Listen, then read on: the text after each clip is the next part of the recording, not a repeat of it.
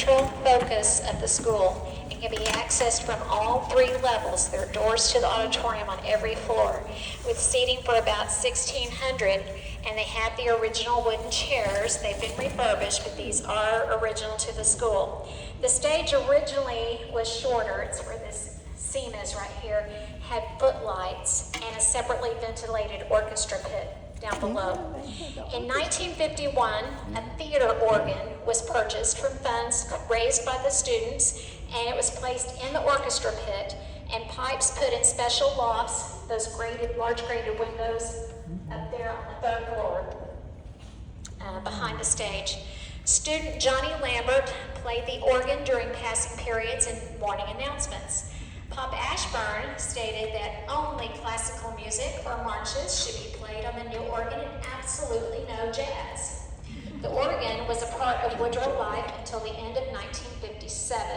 It's possible at the time of the first musical production, which came in the spring of '58, the organ went away. It was sold or somebody took it. It was gone after that. I can't find any mention of it after 1957. There are courtyards on either side of the auditorium, which were designed to provide natural light for both the auditorium and the stairwells.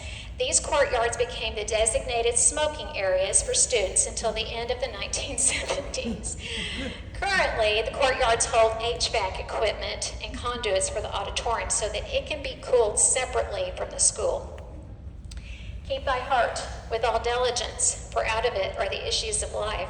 Proverbs chapter 4, verse 23 is engraved into the proscenium arch above the stage.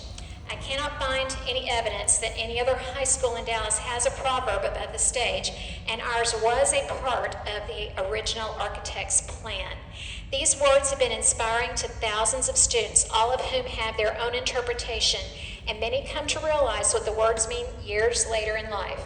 One scholastic interpretation is that it's a reminder to students to keep their hearts and minds on their studies, and by doing so, will reap the rewards, which are good grades.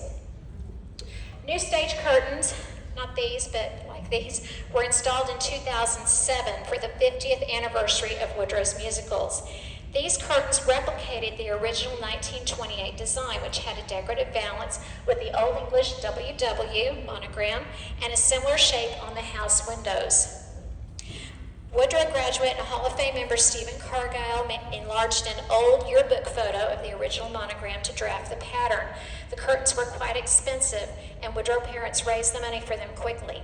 They were produced by Texas Scenic in San Antonio, and the production was overseen there by 1970 Woodrow graduate John Owens, who had studied under Helen Eckelman at Woodrow. Yeah. Texas Scenic produces decorative theater curtains for historic stages.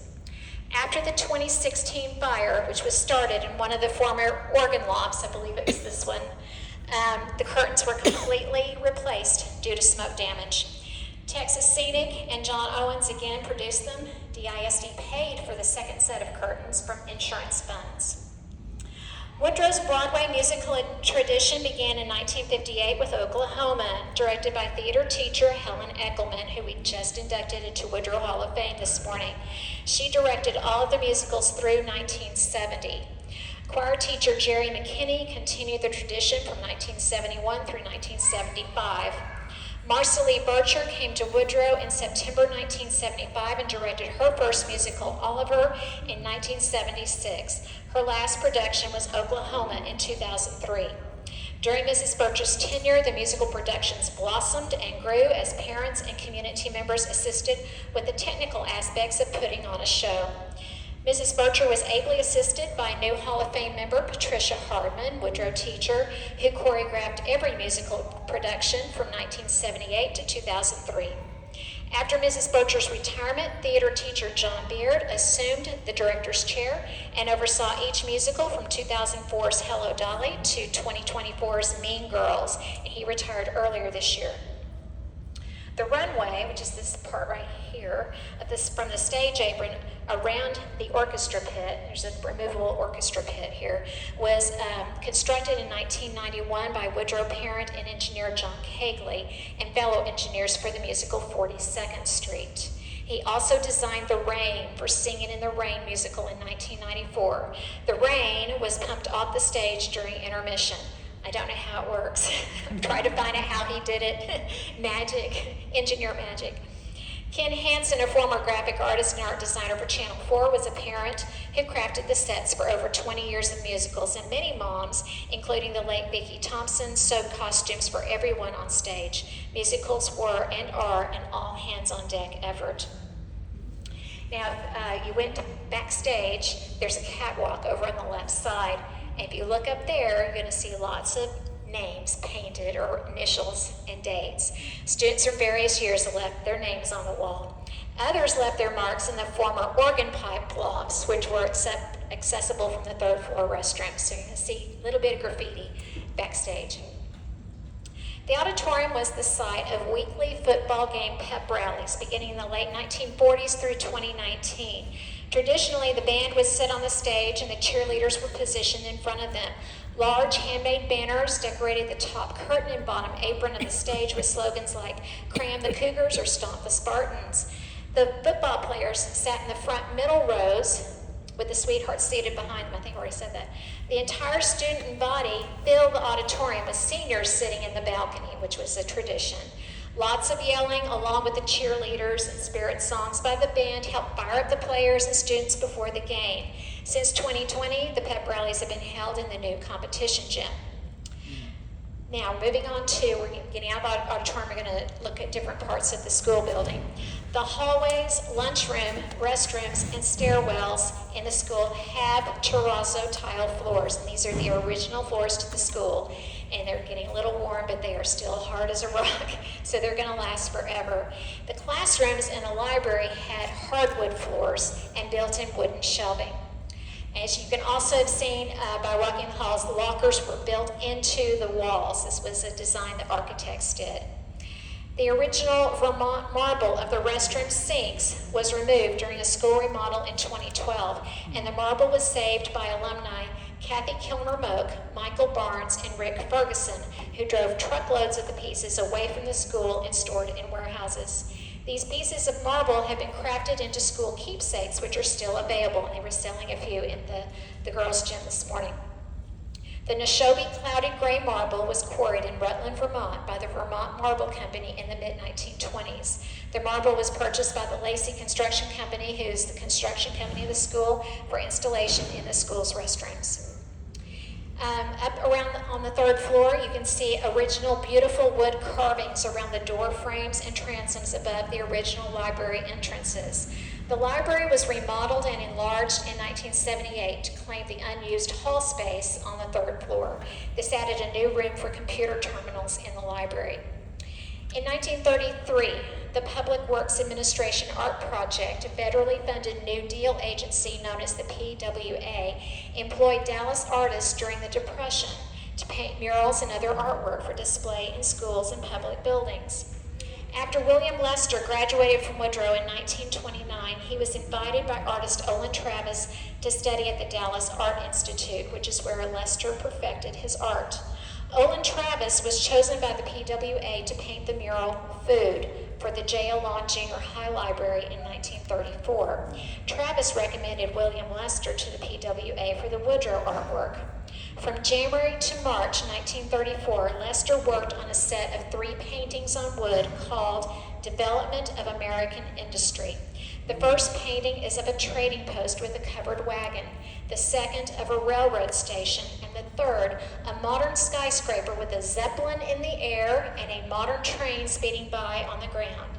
These paintings are on display in the library, and I hope sometime, and the library's locked, but I hope sometime you do get to see them. They're very special. It wasn't locked when I went up there. Really? It was open? I tried it this morning. We can try again. We'll try again, see if we can get up there. In May 1935, Woodrow Sr. Ben Colwell entered his still life watercolor entitled "Fruit and Flowers" in a Dallas High School art contest. First prize in the contest was a Revaux Bassett painting called "Pintails," which was created especially for the contest. Pintails is a flock of ducks flying up over a lake. It was given to Woodrow by the Dallas Morning News, and it is also on display in the library. On the third floor also is a school lunchroom, which is very special, as no other school in Dallas has a restroom on the top floor. The architects believed that having the cafeteria on the top floor would keep cooking odors from entering the classrooms. It was also felt that having large windows and skylights in the upstairs room would make the cafeteria feel light and airy and conducive to a pleasant dining experience. A freight elevator, which is in that hall just outside the side door, brings food supplies directly up to the cafeteria.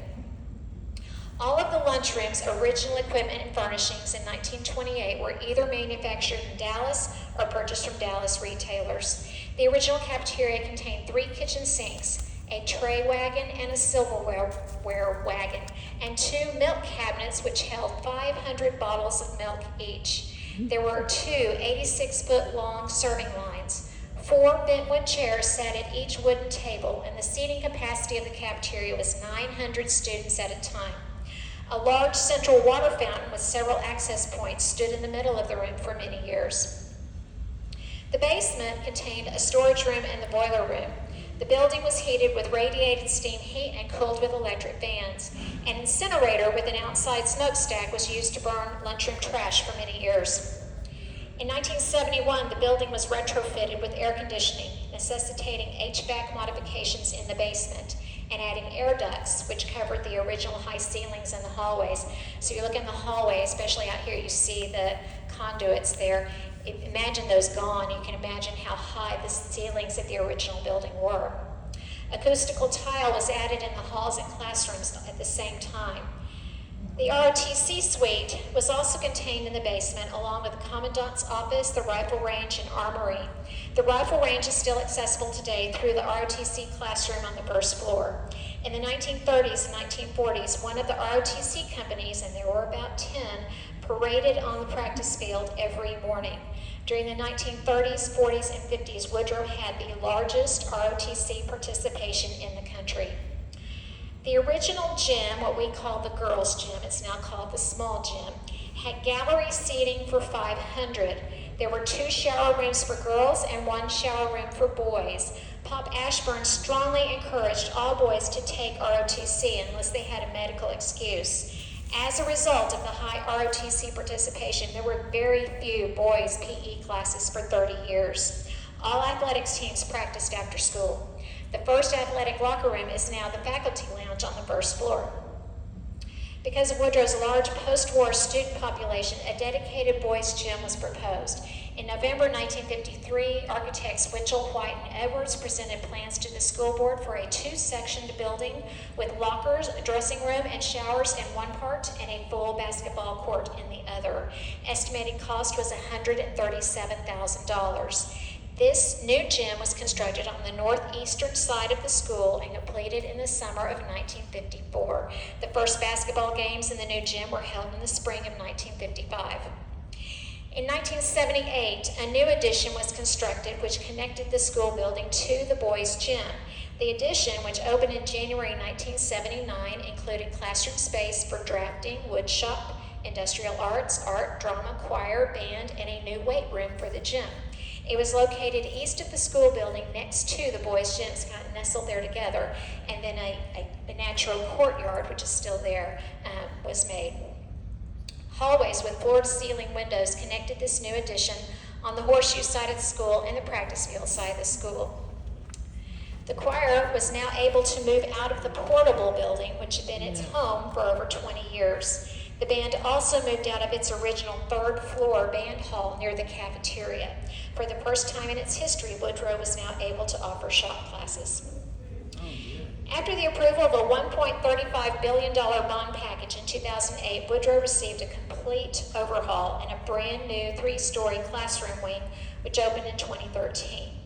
The original building's windows, and you know there's hundreds of them, were individually repaired and restored by hull millwork, and it took several months to complete. The outdoor metal lanterns were repaired and refurbished by Potter Art Metal. The restrooms were also renovated. This is when the marble was taken out. And the first floor restrooms were refreshed to look as they did in the old days in the 1920s. The cafeteria also had a makeover, creating a more restaurant-like look and atmosphere with booth and counter seating and quick-serve food stations. The $14 million, 40,000 square foot addition is connected to the southeast corner of the original buildings. It's on this side of the building, with walkways on each level, and contains drama, dance, and choir areas with practice rooms, classrooms, and a black box theater. The upper floors contain 3 new science labs, classrooms, and art rooms. A portion of the 1979 addition was repurposed for the athletic training and locker rooms and a larger band hall. At this time, the shop classes were discontinued in favor of the academic course offerings for the 4 Woodrow College prep academies, which are Creative and Performing Arts, Business Entrepreneurship and Finance, International Baccalaureate Diploma, and Science, Technology, Engineering, and Math. Woodrow also offers advanced placement and dual credit courses as well. The addition was designed by Woodrow parent and architect Craig Reynolds of BRW Architects. As part of the next bond package in 2015, which was $1.6 billion, Woodrow was scheduled to have $20 million in improvements, including a new 50,000 square foot addition with a competition gym and STEM robotics classrooms. The remaining part of the 1979 addition was demolished, as well as the 1953 boys' gym, to make room for the new construction, which is on the northeastern side of the school. The new 1,500-seat gymnasium with retractable bleachers now had the required standard size for varsity basketball games. The competition gym includes new locker, weight, and equipment rooms, as well as coaches' offices. A 3-story glass-enclosed walkway connects the addition to the northeast side of the school. The remaining 2 stories of the 2019 edition include classrooms, engineering and science labs, art and ceramic studios, a robotics lab, and a new band orchestra hall. During construction, this auditorium was refreshed with repairs made to the historic wooden seats and installation of new light and sound systems. The addition was completed in the summer of 2019. It was designed by Craig Reynolds and BRW Architects. In May 2023, the competition gym was named in honor of Theo Cotton Miles, Woodrow's football coach from 1959 to 1969. During his tenure, the Wildcats won the city championship 7 times and made the state semifinals in 1969. Woodrow has changed over the years, yet its historic building retains its character and holds memories for all who have entered here. Thank you.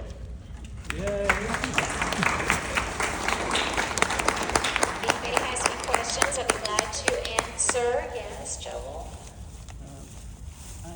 I sold over 100 boxes of M&Ms to make the new choir room. It's gone now.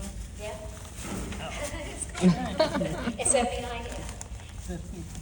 Yeah. I think I'm following along my question. So the addition from the 70s that had the old choir, It's gone. It's all gone. Was that also gone in 2013 when they did it? No, they just tore part of it down in 2013 when they built this addition.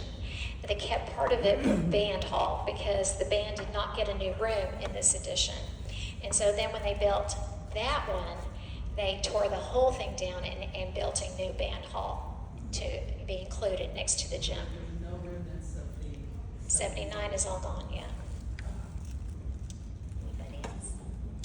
Yes. Do you have any idea who the principal was in 66? 66. I mean 63, I'm sorry. 63 would have been Paul Harris. well, C.C. Smith won in the spring and Paul Harris in the fall. Yeah. Okay, you're welcome to walk the halls and see if you can see things. I found lots of locked doors, but some may be open. So enjoy. We've got another half hour or so where we have to leave. They're going to have homecoming dance here tonight. So thanks so much for coming. Y'all appreciate it.